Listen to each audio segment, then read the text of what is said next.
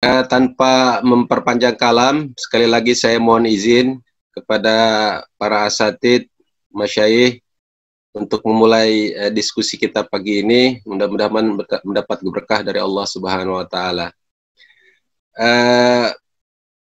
Para kader nih ya, kader ulama yang insya Allah tetap istiqomah dalam membawa risalah Rasulullah SAW. Kita mencoba untuk mendiskusikan satu topik yang saya pikir menarik, tidak hanya menarik dalam konteks keduniawian, tetapi juga hal yang kemudian menjadi mutlak dipertanggungjawabkan di yaumil akhir nanti, karena salah satu pembahasan yang akan kita coba rujuk adalah hadis Rasulullah, hadis baginda Rasulullah terkait dengan perkara yang akan dipertanggungjawabkan di yaumil akhir kelak. Nah, referensi yang akan kita coba bahas pada kesempatan kali ini ada beberapa referensi, paling tidak ada 8 referensi yang mungkin nanti bisa diperdalam oleh para kader gitu, sehingga nanti bisa memperluas wawasannya, tidak hanya terbatas pada materi yang disampaikan saya pada kesempatan kali ini.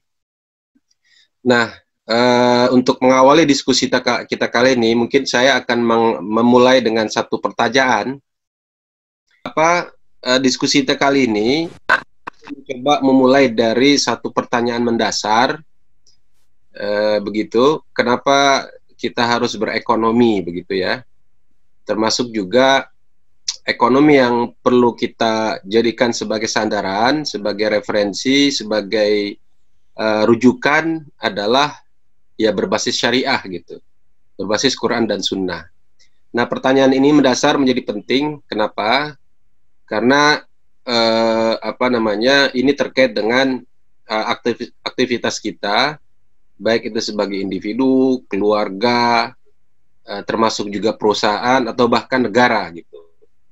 Nah, semua pelaku ekonomi dari mulai individu, keluarga, perusahaan, termasuk negara, mestinya harus bersandar kepada tuntunan Allah dan Rasul-Nya begitu. Nah, mungkin ini pertanyaan yang berikutnya, bahwa tahukah kita bahwa perkara apa yang secara khusus diperingatkan baginda Rasulullah SAW di hari pertanggungjawaban kelak? Nah, jawabannya adalah salah satunya terkait dengan ekonomi gitu. Nah, ini kita bisa merujuk kepada hadis baginda Rasul yang berbunyi, la tazulu qadama 'abdin yaumal qiyamati hatta yus'alan arba'in an umrihi fima afnahu wa an jasadi fima ablahu wa an ilmihi ma da'amila fihi wa an malihi min aina iktasabahu wa fima anfaqahu. Nah, diskusi kita kali ini itu tidak semua membahas yang 4 ini ya, tetapi lebih fokus pada redaksi atau kalimat yang terakhir ya, wa an malihi min aina iktasabahu wa fima anfaqahu. Jadi tentang hartanya, dari mana ia dapatkan dan kemana ia belanjakan. Nah, apa relevansinya dengan ekonomi? Jadi sesungguhnya ketika mencoba mendefinisikan tentang ekonomi dengan sederhana, dengan cara sederhana, maka ketika kita membahas min aina iktasabahu, berarti kita mencoba memahami makna atau definisi ekonomi, bagaimana seseorang, kemudian keluarga, termasuk juga perusahaan atau bahkan negara, itu berusaha untuk mendapatkan pendapatannya, baik itu dengan cara memberikan pelayanan jasa ya, atau misalkan bisa dengan menjual barang gitu. Nah, biasanya dalam ilmu ekonomi maka muncul kata atau istilah komoditas. Jadi ketika bicara istilah komoditas, maka ada 2 hal yang bisa dijadikan sebagai sumber pendapatan, yaitu barang dan jasa. Baik itu bisa dijual secara langsung atau tidak langsung. Kalau secara langsung berarti apa yang kita miliki atau kemampuan yang kita miliki kemudian kita berikan ke siapapun yang memiliki kepentingan atau menginginkan pelayanan dari kita, jasa kita, misalkan jasa terkait dengan pelatihan, jasa terkait dengan penulisan, misalkan juga kemampuan seseorang untuk memberikan misalkan pembuatan internet dan seterusnya. Artinya ada dua hal yang kemudian menjadi potensi mendasar bagi seseorang, keluarga, perusahaan maupun negara untuk mendapatkan pendapatan. Nah, dalam konteks perusahaan misalkan ada perusahaan jasa, termasuk juga jasa keuangan, ya kan, jasa apapun bentuk jasa, termasuk juga perusahaan yang bergerak di bidang perdagangan. Nah, intinya bagaimana cara mendapatkan harta itu bisa dipastikan sesuai dengan apa yang menjadi tuntutan Allah dan Rasul-Nya.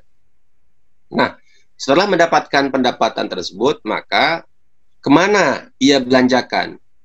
Ya, kemana ia gunakan pendapatan yang dia hasilkan? Apakah sesuai dengan syariat atau tidak? Nah, ini akan dipertanggungjawabkan di yaumil akhir nanti. Nah, ini terkait dengan ekonomi. Oke. Nah, berekonomi itu juga menjadi bagian yang menjadi tujuan diciptakannya kita di muka bumi ini, ya, selain tentunya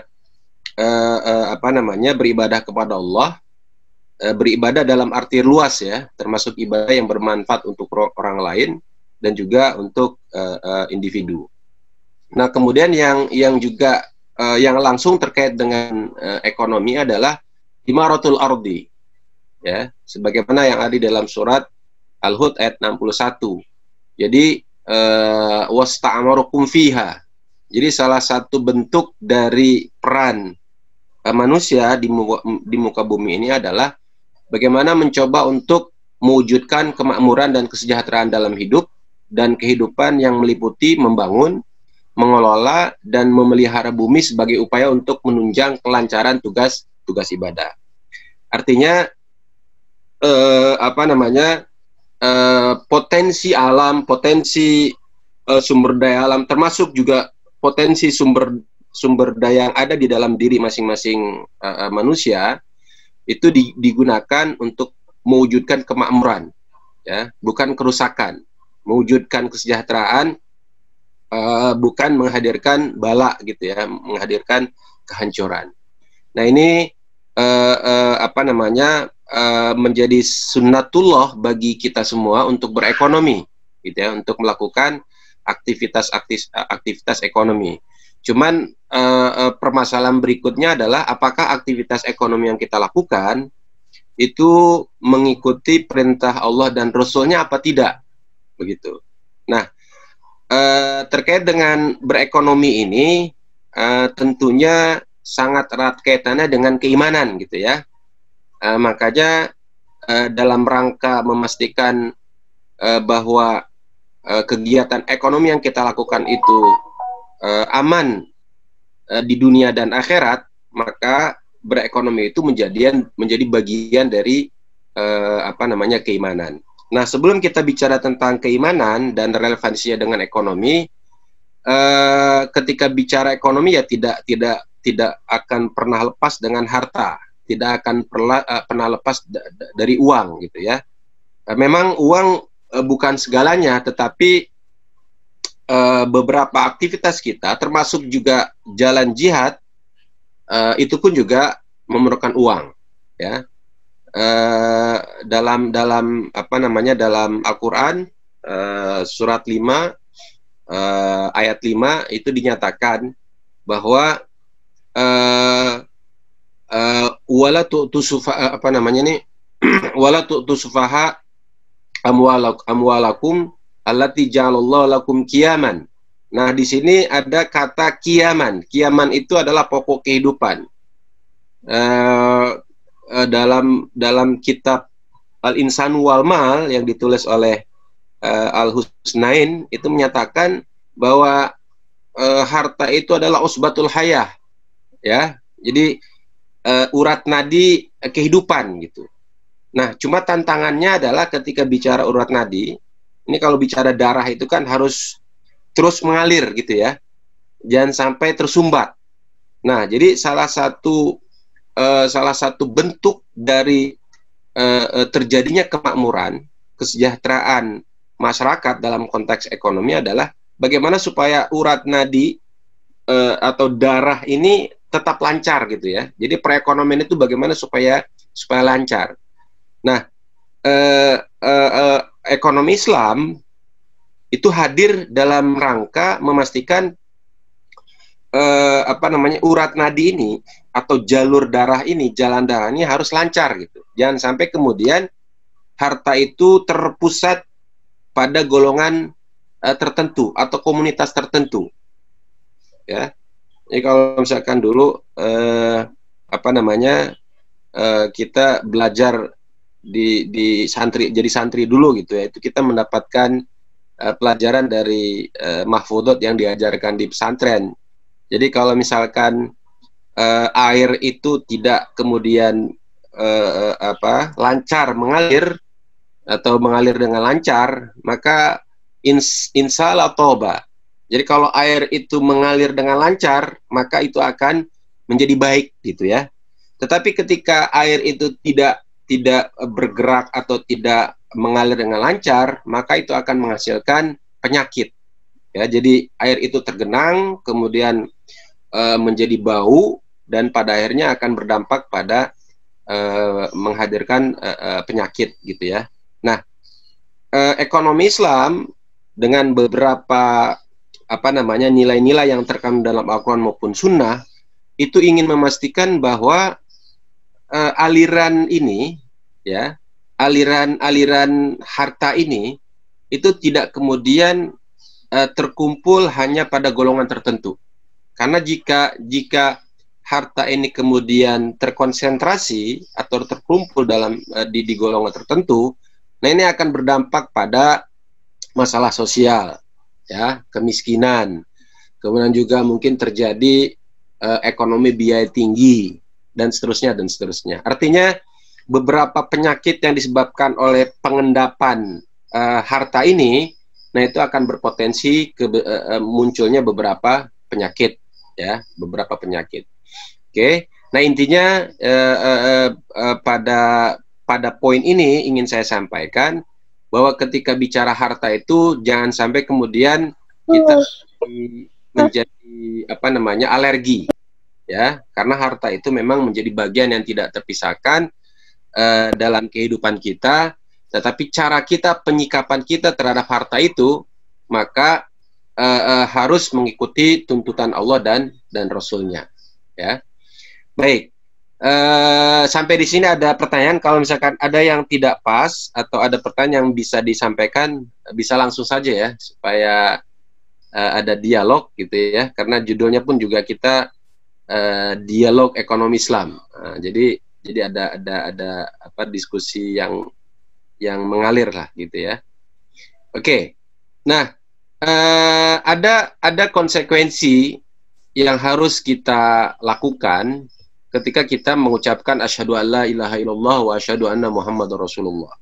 Artinya ikrar ini mengharuskan kita sebagai umat Islam, sebagai orang yang beriman, untuk menggunakan apapun potensi sumber daya, baik itu sumber daya dari diri sendiri maupun sumber daya alam, untuk kepentingan kita, untuk itu sesuai dengan tuntutan Allah dan Rasulnya.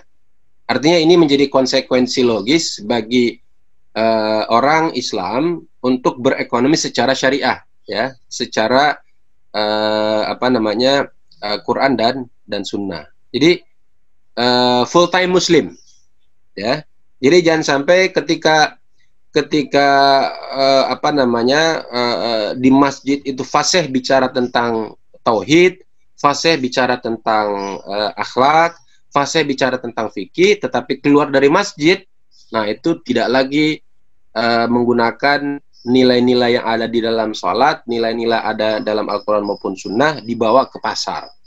Jadi nilai-nilai itu ditinggal di masjid gitu ya, hanya eksklusif di masjid. Tetapi dalam konteks kita beriman tadi, maka aplikasi atau implementasi nilai-nilai yang ada dalam Al-Quran maupun Sunnah itu wajib digunakan sebagai umat Islam. Jadi full time Muslim, ya. Jadi full time Muslim itu nilai-nilai keislaman, nilai-nilai ajaran Islam itu tidak hanya berhenti di masjid, tetapi juga harus dipraktekkan, harus digunakan, harus diimplementasikan di pasar.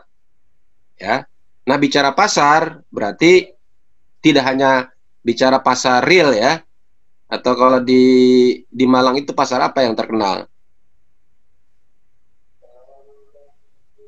Halo? Ya, pokoknya di pasar ya. Jadi bukan hanya di pasar tradisional, tetapi juga di pasar uang, termasuk juga di pasar modal, gitu. Jadi apa namanya, yang namanya pasar itu ya bukan hanya sebatas pasar dalam pengertian tempat yang formal gitu ya, tetapi ketika orang yang bertransaksi, dua pihak pun juga bisa dibilang pasar. Kenapa? Di situ terjadi transaksi, terjadi mubadalah, terjadi muawadoh, ya, terjadi exchanging gitu ya, pertukaran antara misalkan yang satu perlu jasa, yang satu perlu uang, yang satu perlu barang, yang satu perlu uang. Disitulah substansi pasar terjadi ketika kedua belah pihak itu saling melakukan kontrak, gitu ya, saling melakukan kontrak. Nah, beberapa ayat Al-Quran yang mengingatkan adanya relevansi yang kuat antara iman dengan praktek ekonomi atau muamalah maliyah, itu misalkan di dalam surat keempat ayat 29, ya. Ya ayyuhalladzina amanu la taqulu amwalakum bainakum bil batil illa an takuna tijaratan an taradim minkum wa la taqtulu anfusakum innallaha kana bikum rahima. Nah, ini ada satu message, satu pesan bahwa ketika bicara ketika kita coba pahami ayat ini, ya ayyuhalladzina amanu. Ya, amanu berarti seseorang yang mengikrarkan diri sebagai seorang muslim, ya, maka itu harus dipraktekkan keimanannya dalam cara berekonomi, sehingga janganlah kalian saling memakan harta sesama dengan cara yang batil, ya, kecuali dengan jalan perniagaan yang berlaku dengan suka sama suka di antara kamu. Nah, ini perlu dipertegas oleh saya di dalam surat An-Nisa ayat 29 ini, jangan sampai hanya dibaca sampai antarodin minkum, gitu ya. Antarodin minkum. Jadi selama ada pesan atau ada kesepakatan suka sama suka antara dua pihak yang bertransaksi, maka itu sudah dibolehkan. Nah, ini salah besar, gitu ya. Kenapa? Karena sebelum antarodin ini ada premis yang perlu juga ditekankan, la taqulu ambalakum bil. Jadi kalau kita visualisasikan ke dalam mekanisme pasar. Jadi mekanisme pasar itu adalah proses terjadinya tawar-menawar harga antara pembeli dengan penjual. Ya. Saya ulangi ya. Jadi mekanisme pasar itu adalah bagaimana proses terjadi jual beli antara dua belah pihak itu terus terjadi tawar-menawar gitu ya. Sampai kemudian terjadi eksekusi, jual beli gitu ya, ijab kabulnya.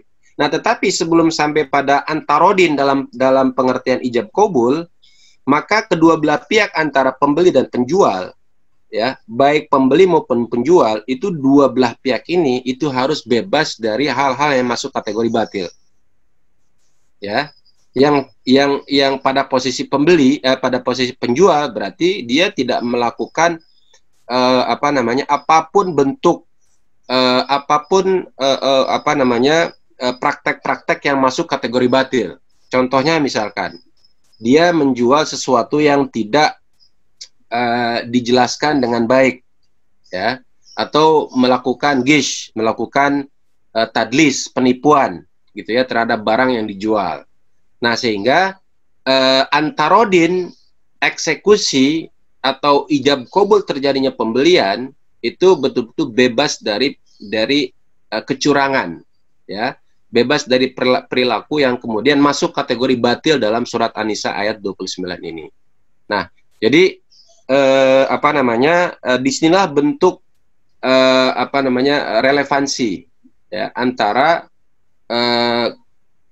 keimanan dengan praktek ekonomi yang kita lakukan sehari-hari, ya. Jadi konsekuensi logis dari keberimanan kita harus mengikuti perintah dan rasulnya ketika posisi kita sebagai pembeli maupun posisi kita sebagai penjual.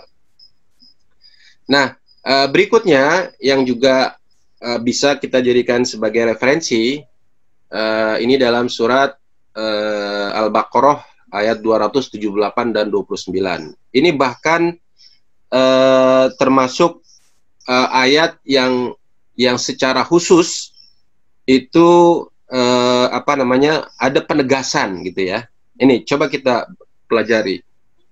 Ya ayyuhalladzina amanu ittaqullaha wa dharu ma baqiya minar riba in kuntum mu'minin. Ini coba kita perhatikan. Jadi Allah mencoba menyampaikan peringatan kepada umat Islam, umat Nabi Muhammad, kata iman itu dalam satu redaksi. Ya ayyuhalladzina amanu ittaqullaha wa dharu ma baqiya minar riba in kuntum mu'minin. Ya, hai orang-orang yang beriman, bertakwalah kepada Allah dan tinggalkanlah sisa riba. Ya. Jika betul kamu orang-orang yang beriman. Jadi ingat di sini penekanannya. Jika betul kamu adalah orang-orang yang beriman. Jadi ada penekanan, ada stressing terkait dengan praktek ekonomi yang harus mendasarkannya pada Al-Quran maupun Sunnah. Jika betul engkau adalah orang yang beriman. Nah, ini termasuk juga contoh yang sama, misalkan di dalam surat At-Tolak misalkan, ya. Wal mutatallaqatu yatarabbasna bi anfusihinna thalathata quru wala tahilul lahunna saya lupa ayatnya, ya. Wala tahilul lahunna ayyaktumna ma fi arhamihinna in kunna yu'minna billah. Ini sama ini. Jadi bagi para perempuan yang sudah melakukan cerai, gitu ya, dengan suaminya, maka dia harus memastikan masa iddahnya itu selama salasata quru. Salasata quru itu menurut beberapa ulama setelah bersuci, gitu ya. Ya mungkin ada yang mengatakan setelah bersuci, ada yang kemudian mengatakan 3 bulan dan seterusnya. Tetapi poinnya adalah para perempuan yang bercerai, ketika dia menginginkan untuk menikah kembali, maka dia harus menunggu masa iddahnya itu selama kurang lebih 3 bulan atau salah satu quru. Masa bersihnya itu selama 3 bulan. Ya, jadi yang memahami bahwa sudah bersih atau tidak bersihnya itu siapa? Tentunya perempuan itu sendiri, ya. Nah, sehingga disitulah diuji keberimanan seorang perempuan tadi untuk kemudian menikah kembali, tetapi dibolehkan setelah masa iddah. Dan masa iddah yang mengetahuinya adalah termasuk yang tidak lain adalah perempuan itu sendiri. Termasuk juga masa iddahnya yang hamil, gitu ya. Jadi kalau misalkan yang hamil berarti ditambah lagi masa iddahnya sampai kemudian melahirkan. Tetapi prakteknya, nah ini kan banyak yang kemudian ditemukan masa iddah belum genap, kemudian sudah melakukan pernikahan kembali. Jadi sama, in kunna yu'minna billah. Jadi kalau betul perempuan-perempuan itu beriman kepada Allah Subhanahu wa taala. Nah, stressing ini mencoba memberikan pesan bahwa untuk berekonomi, untuk melakukan aktivitas ekonomi dalam konteks mencari pendapatan, termasuk juga menggunakan pendapatan yang kita dapatkan itu menjadi bagian yang tidak terpisahkan dari keberimanan seseorang. Ya, jadi tidak hanya sebatas bahwa mencari nafkah itu adalah bagian dari kewajiban seorang suami misalkan, atau bahkan dihukumi jihad.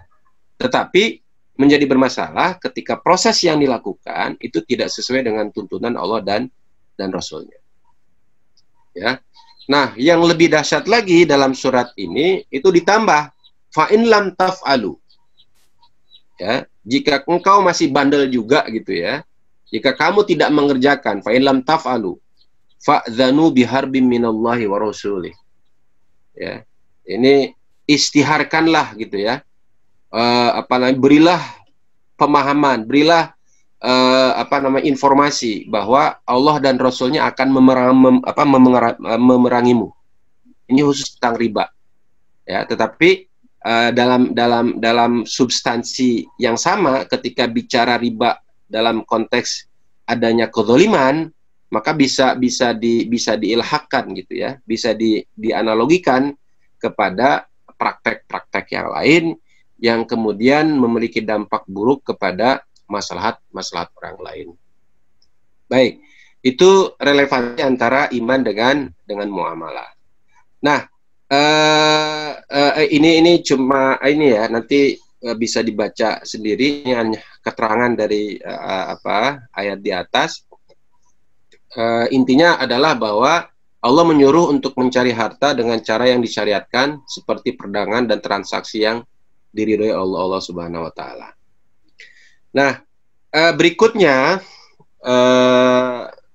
yang juga menjadi penting untuk diketahui, iman saja tidak cukup gitu ya.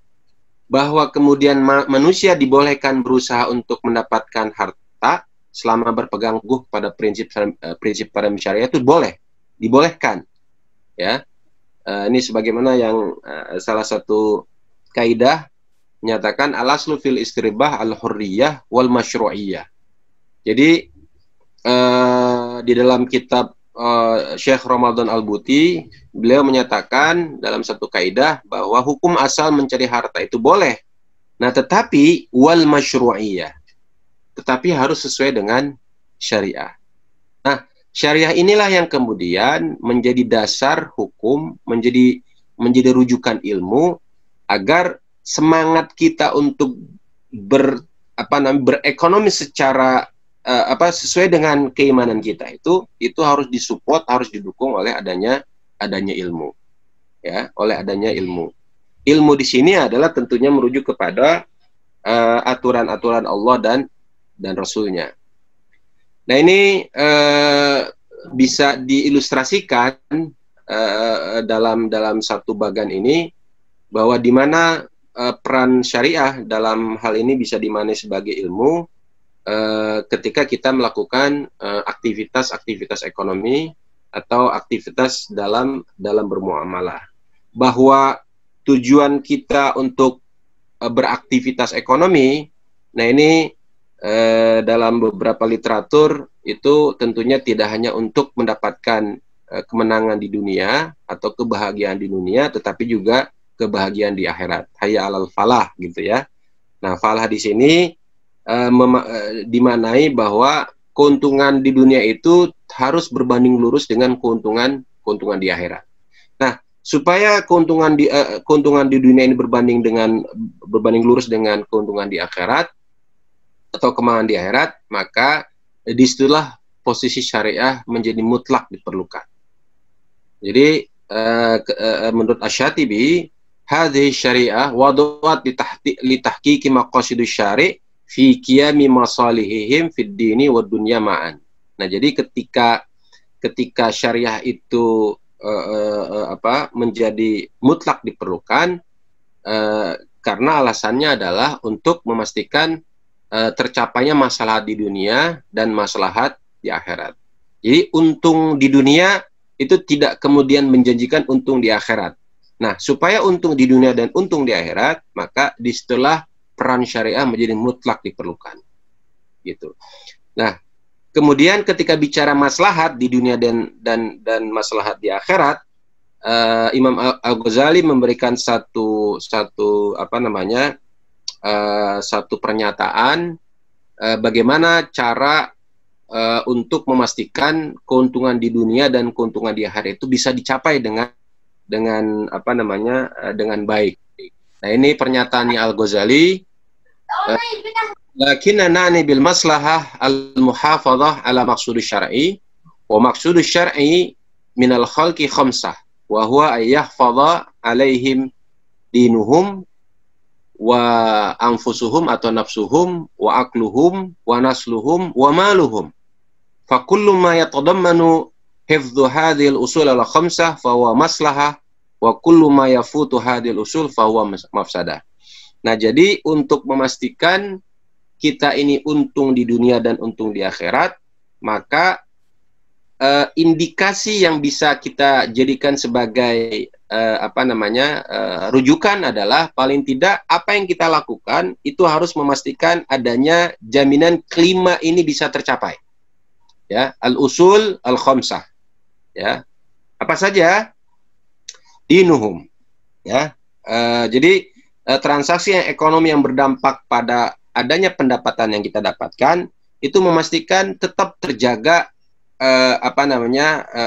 nilai-nilai dininya, atau jangan sampai ada pesan-pesan atau nilai-nilai agama yang kemudian tercederai, atau praktek-praktek ibadah yang dalam konteks ini masuk ke wilayah dinian, agama, ibadah mahdoh misalkan, itu tercederai.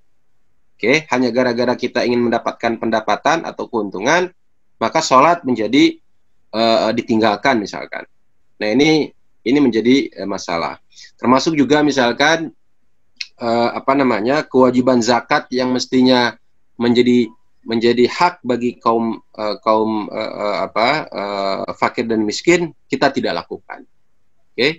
Nah, kemudian juga pendapatan ataupun pendapatan yang kita dapatkan, termasuk juga penggunaan pendapatan yang kita gunakan untuk konsumsi dan seterusnya, itu juga tidak kemudian merusak gitu ya, anfusahum atau nafsuhum. Jadi jangan sampai pendapatan yang kemudian kita dapat ternyata malah digunakan untuk sesuatu yang merusak badan kita, ya, merusak lingkungan. Ya, termasuk juga cara mendapatkan pendapatan tadi. Misalkan perusahaan itu ternyata malah berpotensi merusak generasi yang akan datang. Nah, ini dalam konteks ini tidak kemudian pendapatan yang didapatkan oleh seorang itu tidak kemudian dimaknai sebagai mendapatkan keuntungan di akhirat, walaupun dari sisi duniawi dia dapat, gitu ya. Makanya di dunia barat pun juga sekarang ada istilah muncul triple bottom line, gitu ya, atau triple P. Ada profit, ada people, ada planet. Jadi tidak hanya bicara materi dalam konteks profit, tetapi juga bagaimana pendapatan yang didapatkan oleh perusahaan itu juga memastikan atau berbanding lurus dengan pemeliharaan people, masyarakat, ya, termasuk juga memastikan keberlanjutan sosial lingkungan. Nah, gitu, ya. Nah, kemudian juga terkait dengan pemeliharaan atau jaminan terjaganya akal. Kemudian juga termasuk juga nasl, keturunan, ya. Dan yang terakhir tentunya harta itu sendiri. Jadi pendapatan penggunaan pendapatan itu sendiri jangan sampai mencederai kelima al-usul al-khamsah ini, ya.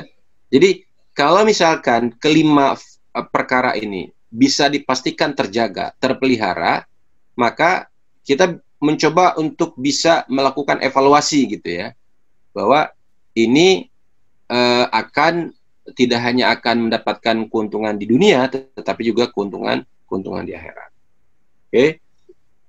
Oke.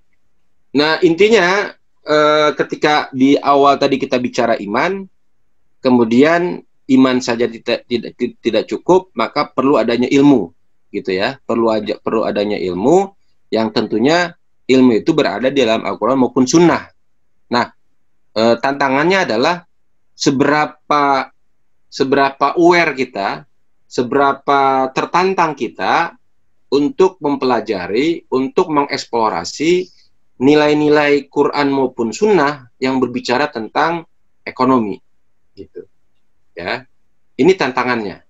Ya, jadi semua apapun yang terkait dengan bagaimana caranya itu ada di dalam Al-Quran maupun Sunnah.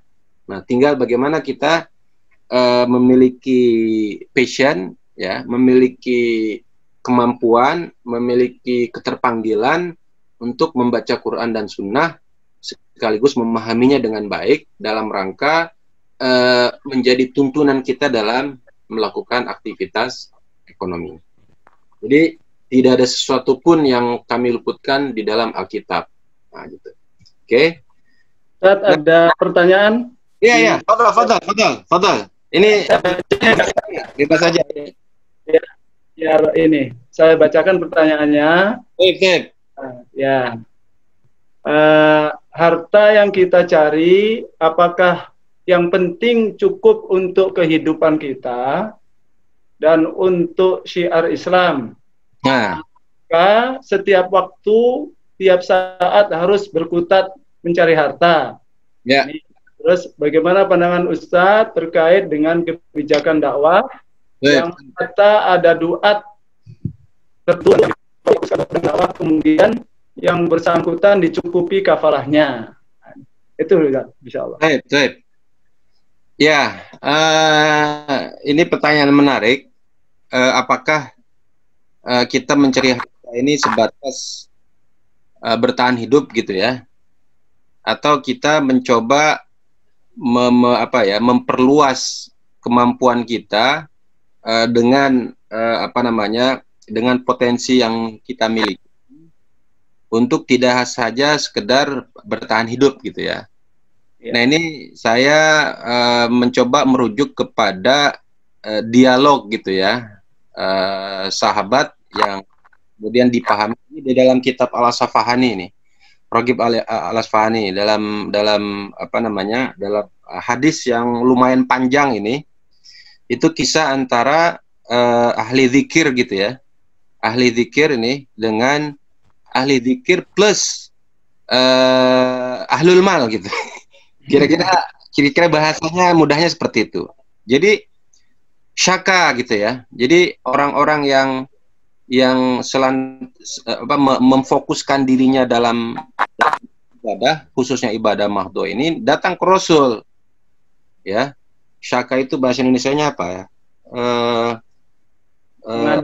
Mengadu. Sekarang mengadu gitu kepada Rasul. Ya Rasul, ini ada sahabat yang luar biasa gitu, dengan hartanya mereka melakukan infak, sodako dan seterusnya gitu.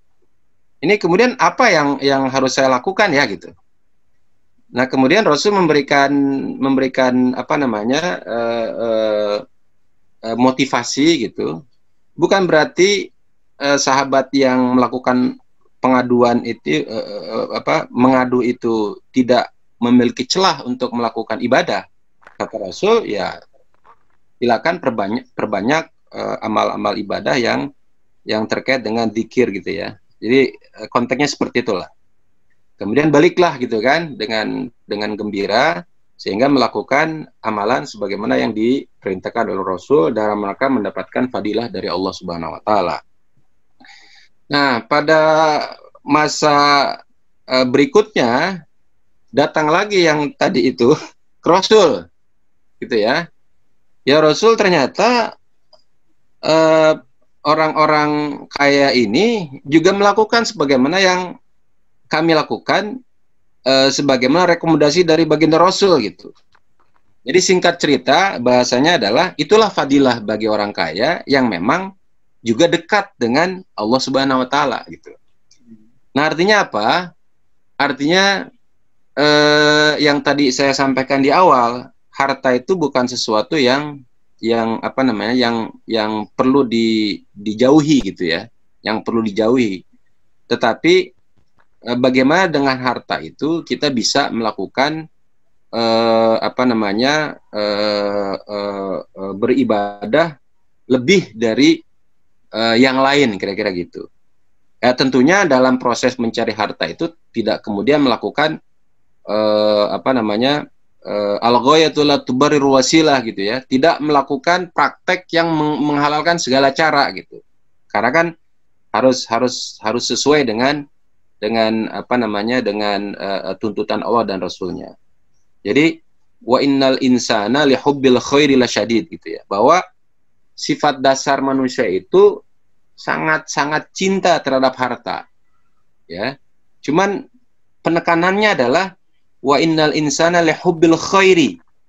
Nah, sesungguhnya karakter dari harta itu kan anugerah dari Allah, sesuatu yang baik, al khair gitu. Nah, datang dari yang maha baik.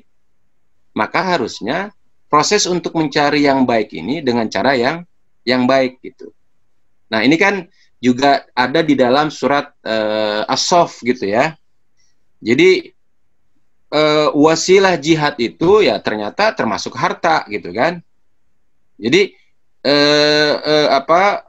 pemahamannya itu jangan kemudian di apa namanya, dilokalisir bahwa dengan harta itu kemudian berdampak pada apa namanya ini, melalaikan Allah Subhanahu wa taala. Justru itu juga menjadi satu menjadi satu peringatan gitu ya.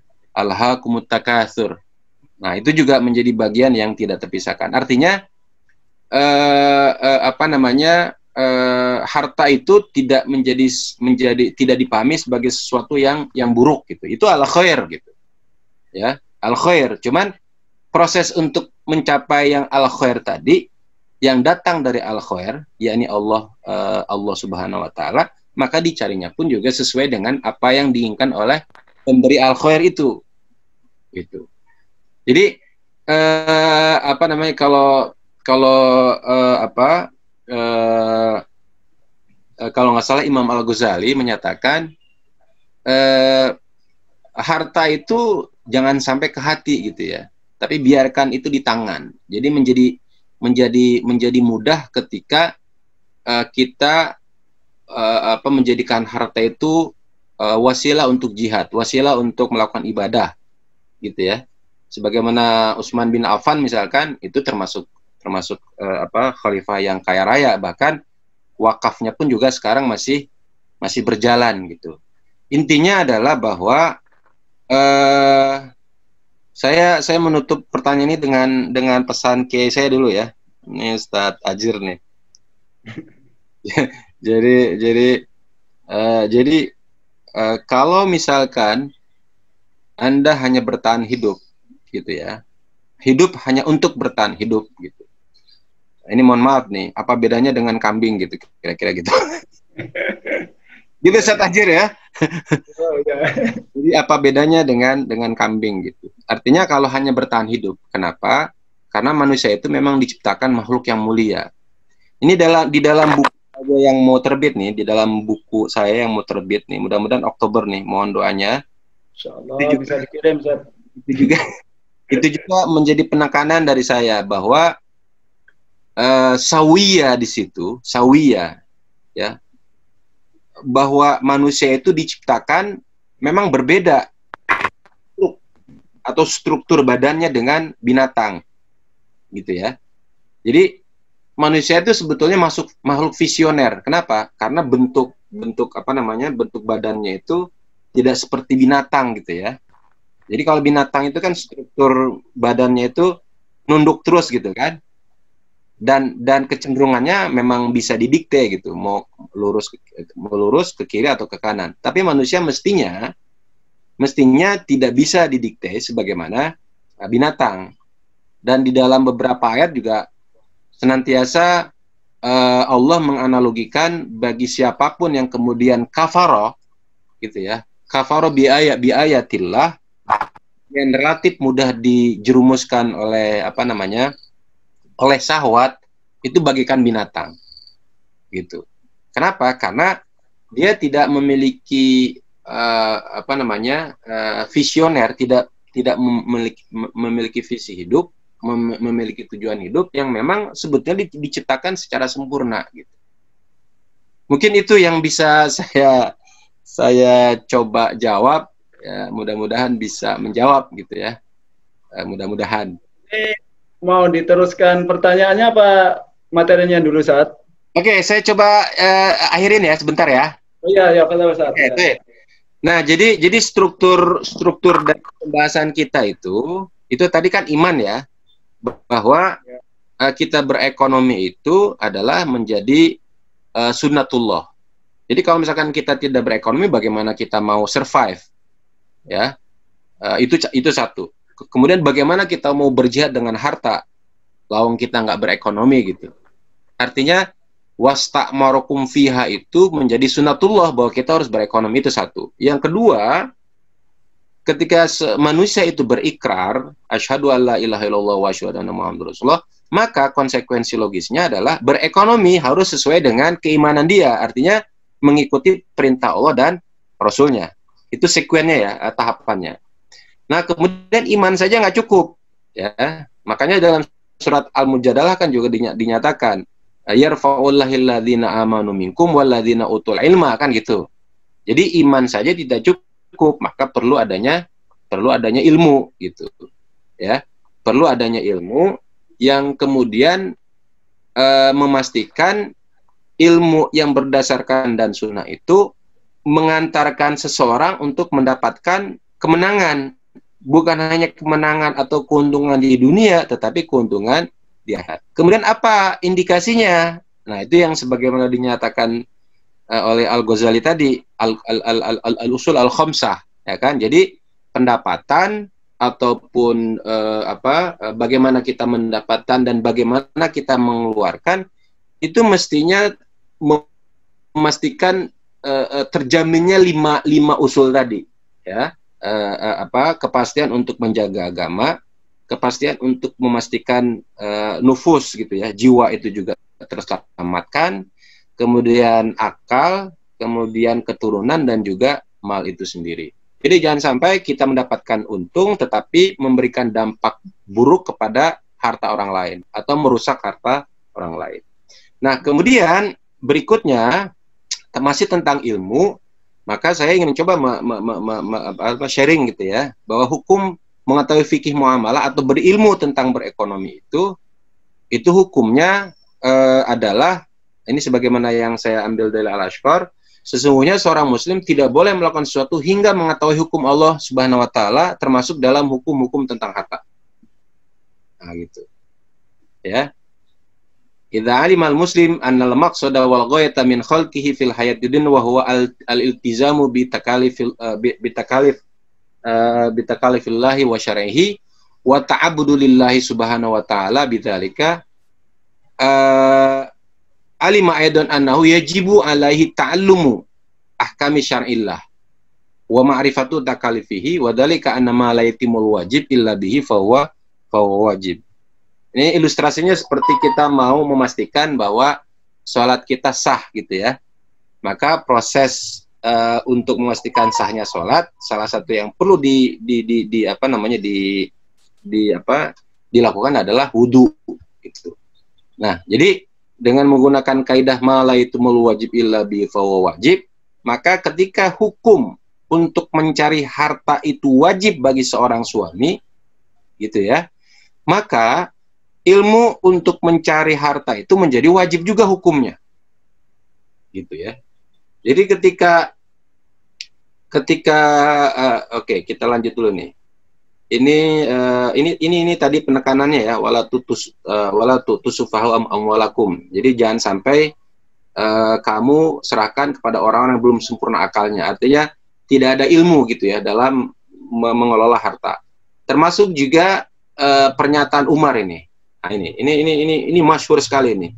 Masyhur sekali pernyataan Umar sampai di beberapa kitab tentang fikih muamalah ini mesti ada ini pernyataan Umar ini. Apa kata Umar? Sambil dia masuk pasar, kemudian sambil memutar-mutar tongkat gitu, kemudian dibicara, menyatakan, la yabi fi sukina illa man qad tafaqaha fid din. Jadi Umar mengatakan jangan sampai kamu masuk. Ini sebetulnya khitabnya kepada para pedagang ini. Jadi perintahnya kepada para pedagang.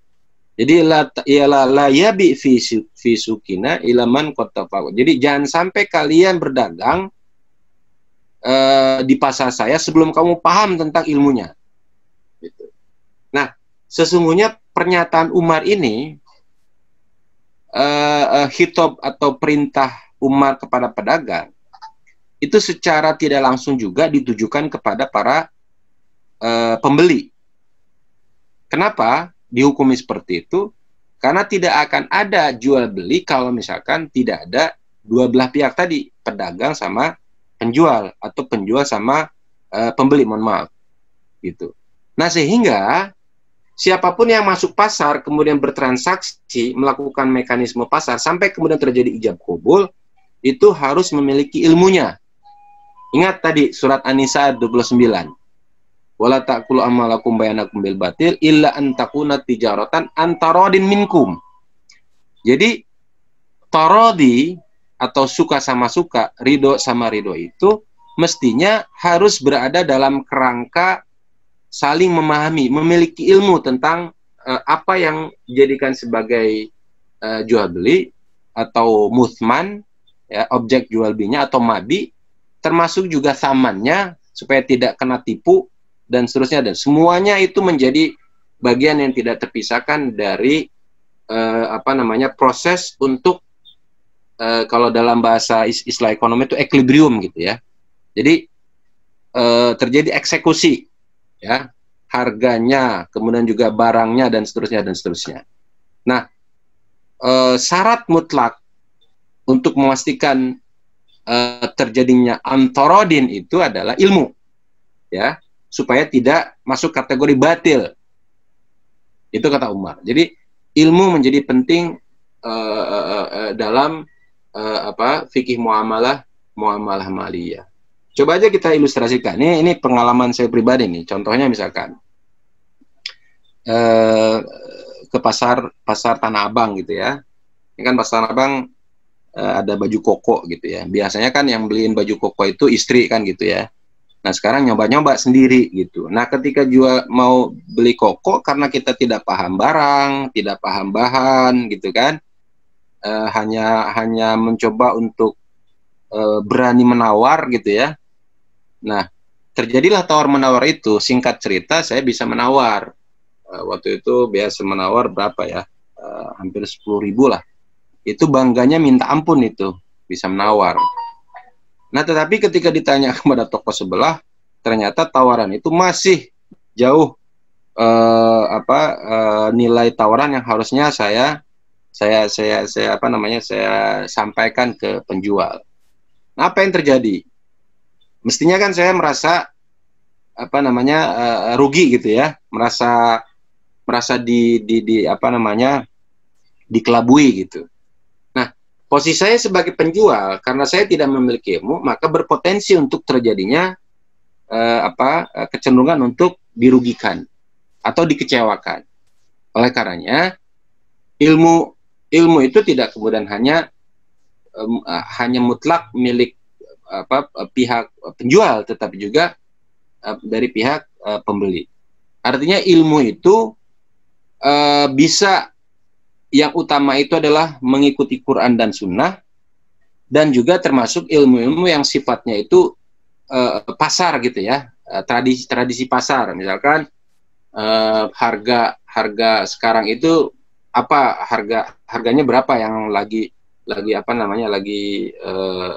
harga yang lagi diterapkan nih, harga berapa misalkan. Nah, itu kan bagian yang sah-sah saja terjadi kalau memang misalkan hukum harga itu terjadi pada saat itu.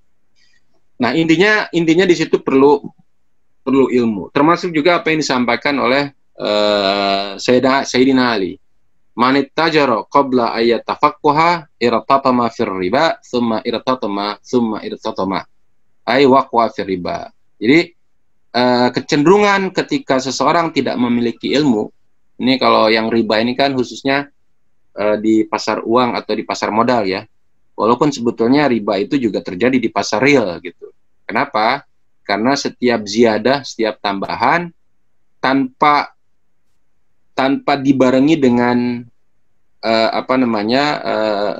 abdoman gitu ya, adanya sesuatu yang bisa dijadikan sebagai sandaran untuk keuntungan yang dimiliki oleh si pembeli, maka itu juga ada potensi adanya riba. Nah, intinya bahwa sebagaimana dinyatakan oleh Yusuf Al-Qaradawi, memahami mengetahui hukum muamalah mal itu wajib bagi setiap muslim. Ya, namun untuk menjadi ahli dalam bidang ini hukumnya fardu kifayah. Jadi mungkin terakhir ya, ini tantangannya lah ini ya. Ini tantangannya kalau misalkan tidak paham tentang ilmunya ini. Ada beberapa perdagangan dan penjualan jasa gitu. Ini sebagian besar tidak Islami. Kemudian ada juga ini dinamis ya, karena muamalah dinamis, muncullah akad-akad dan transaksi yang rumit gitu ya. Rumit dalam pengertian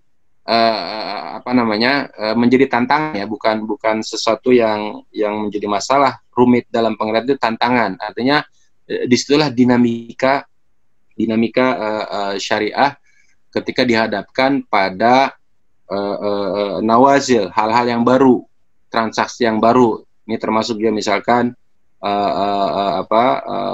smart contract gitu ya, berbasis internet, berbasis digital. Nah, ini akibat melalaikan ilmunya nih. Jadi umat Islam banyak yang tidak memahami fungsi uang, sehingga uang itu dijadikan sebagai komoditas dalam jual beli. Nah, ini juga masih ada terjadi. Kemudian juga ada yang melakukan mendapatkan pendapatan tetapi berdasarkan MLM yang memiliki karakter money game gitu ya. Terus juga ada yang melakukan nih, yang menarik sekarang itu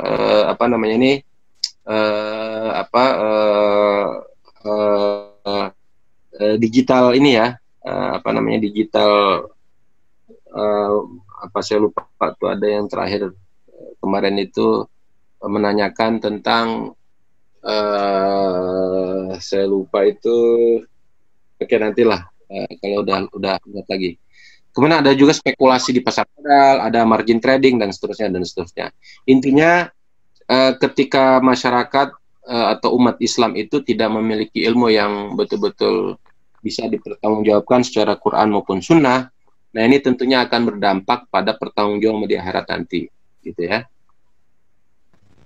Ini peringatan Rasulullah. Nah terakhir, ini aja nih ya, sebagai renungan nanti yang sederhana. Ini matrik mengelola harta. Jadi ini perlu input dan juga prosesnya harus juga dipastikan sesuai dengan tuntunan Al-Quran maupun Sunnah ini. Jadi inputnya halal, maka prosesnya halal, sehingga outputnya akan menjadi atau dihukumi halal. Nah, tetapi ada juga yang inputnya halal, prosesnya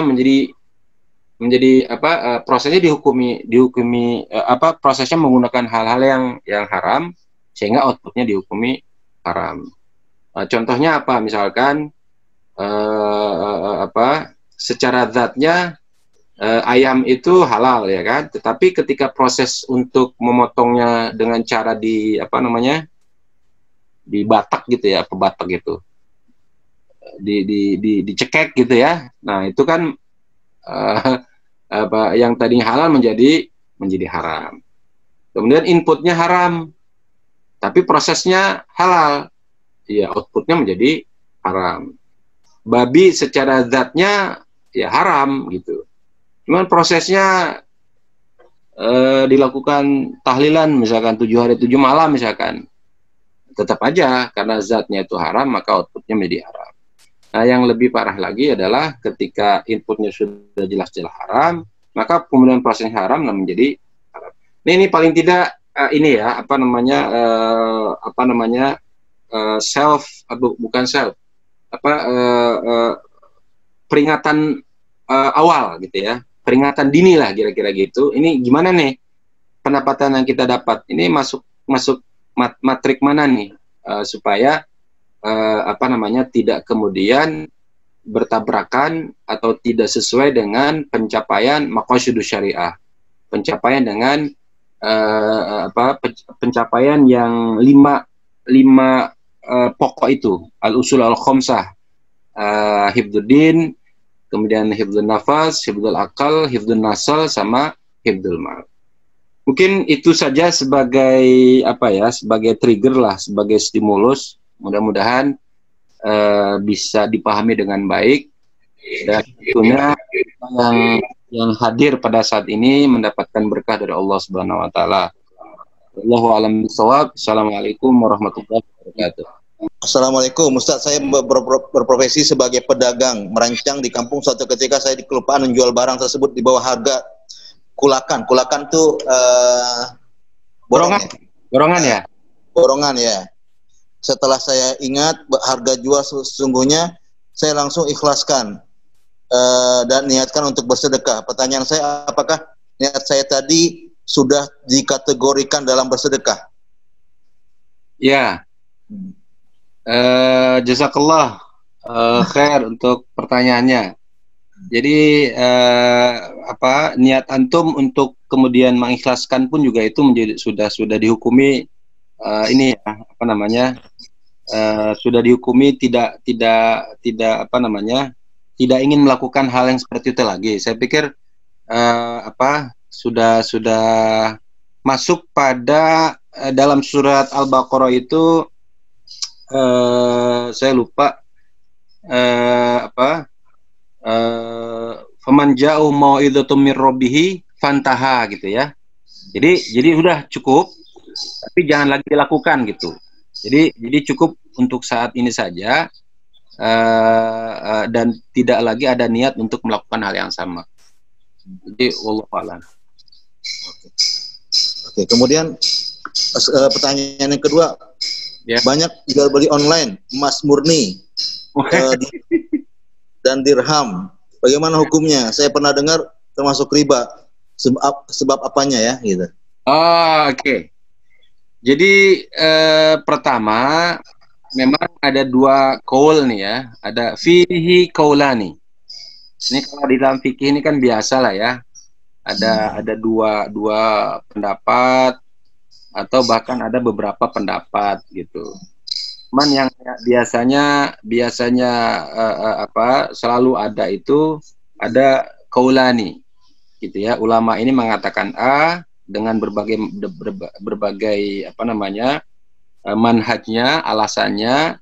Kemudian ulama B juga sama melakukan opini yang berbeda dengan ulama A dengan manhaj dan juga alasan-alasan yang metodologi gitu ya. Nah, ini hukum yang kemudian disampaikan oleh para ulama dahulu atau madzhab al-arba'ah. Nah, sekarang ada sikap hukum gitu ya. Nah, ini harus dibedakan nih antara sikap hukum terhadap nawazil, terhadap praktek-praktek yang terjadi dengan hukum-hukum yang lama itu, yang sudah ada gitu ya. Nah, tantangannya adalah bagaimana menghukumi yang sekarang dipraktekkan dengan hukum-hukum yang pernah diopinikan atau disampaikan oleh para ulama terdahulu, wabil khusus mazhabul arba'ah ini. Nah, terkait dengan emas itu ada dua qaul, ya, ada dua pandangan. Pertama, ada yang menyatakan bahwa jual beli emas itu kalau tunai boleh, Tetapi kalau dengan cara taksid, dengan cara apa namanya ini, nyicil, itu tidak apa namanya, tidak dibolehkan. Kenapa alasannya?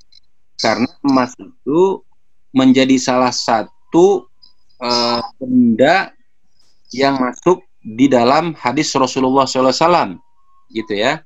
Jadi harus yadan biadin, mislan bimislin, gitu ya. Jadi ada 5 barang riba yang kemudian diharamkan oleh baginda Rasul. Emas, gandum, tamar, gitu ya. Kemudian al-bur, gitu. Pokoknya ada 5 benda riba yang itu tidak boleh diperjualbelikan kecuali dengan cara nakdan, ya, dan biadin, gitu ya. Nah, tetapi ada juga ulama yang mengatakan boleh dilakukan jual beli emas dengan cara taksid. Alasannya apa? Alasannya emas yang dinyatakan dalam hadis Rasulullah yang harus dijual secara nakdan itu posisi emas itu atau status emas itu adalah currency, mata uang. Nah, sehingga ketika emas itu dihukumi sebagai sil'ah, bukan saman, maka diperbolehkan untuk memperjualbelikan emas dengan cara bitaksid, dengan cara dicicil, gitu ya, dengan cara dicicil. Nah, oleh karena itu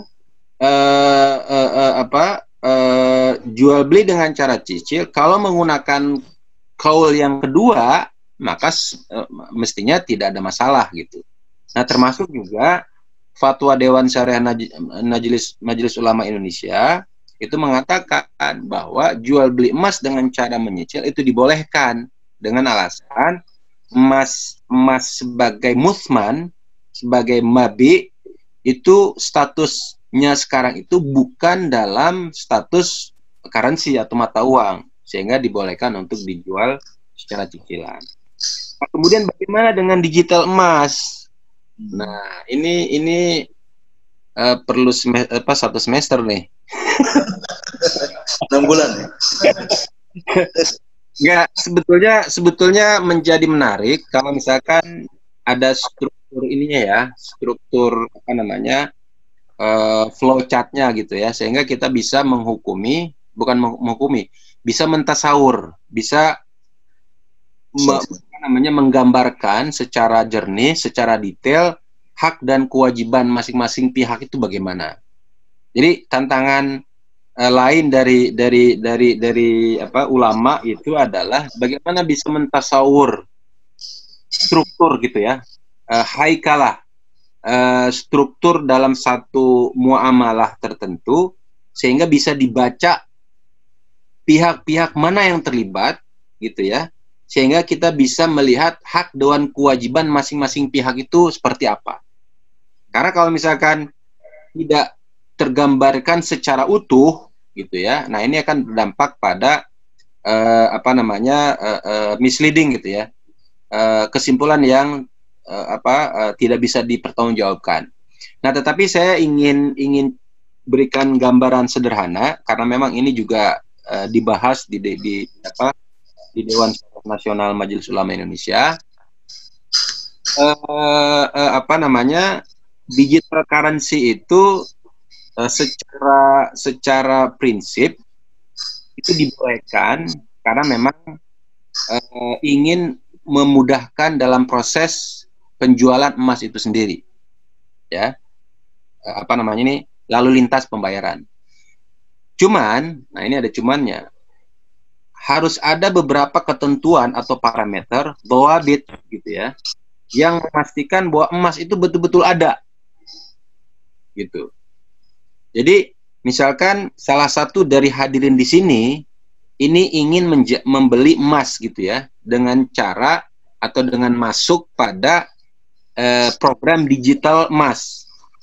Nah, harus dipastikan dari awal bahwa emas yang saya beli melalui program digital emas itu ada bentuknya, ada wujudnya. Nah, jadi kalau misalkan tidak dipastikan ada wujud emas itu sendiri, maka itu memang ada potensi terjadinya goror, ada ketidakjelasan. Nah, sehingga ketika dihukumi goror, maka itu masuk pada wilayah rukun jual beli, sehingga jual beli emas itu menjadi batil. Nah, jadi ingat tadi ya, Anisayat 29 tadi. Jadi walaupun suka sama suka, gitu ya, suka sama suka, walaupun sukanya dari pihak penjual dari pihak pembeli itu kadang-kadang dipaksa, gitu kan. Nah, tetapi paksaan itu akibat dari jahalah, gitu ya, dari ketidaktahuan si penjual ini dari struktur yang ditawarkan ke mereka. Yang disampaikannya aja lah hanya untungnya aja gitu. Biasanya itu kan. Jadi ini setiap bulan akan menghasilkan fixed return misalkan. Gitu. Jadi ada pendapatan yang tetap selama beberapa bulan ke depan. Nah, sementara resikonya atau struktur dari program digital emas itu biasanya tidak disampaikan secara utuh gitu. Apakah emasnya ada apa tidak ada? Jangan-jangan emasnya nggak ada. Jadi salah satu ketentuan yang dinyatakan di dalam diskusi di Majelis Ulama Indonesia itu adalah harus jelas nomornya berapa, kemudian karatnya berapa, dan seterusnya dan seterusnya. Jadi kalau misalkan pembeli itu ingin melihat emasnya itu wajib dihadirkan. Ya. Jadi